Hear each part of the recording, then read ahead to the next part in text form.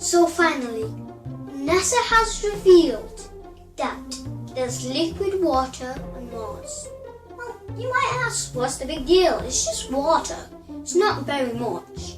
Well, it's a big deal. It's a very big deal because almost certainly if there's water, there will almost certainly be life. Well, why does water equal life?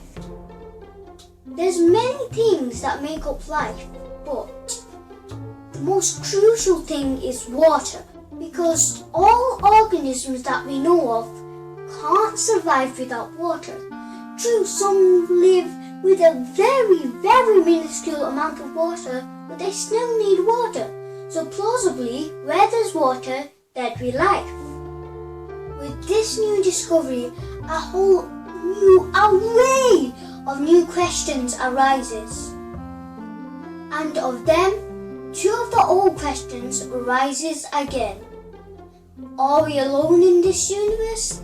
And is there alien life?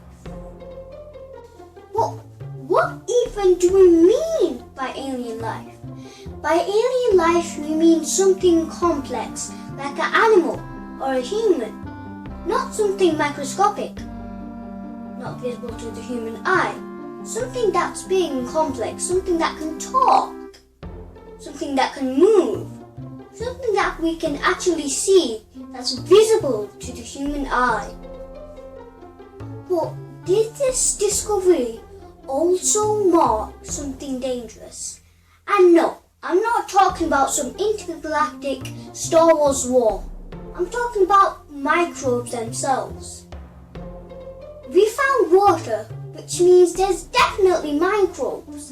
And if there's microbes, there's definitely going to be some pathogens.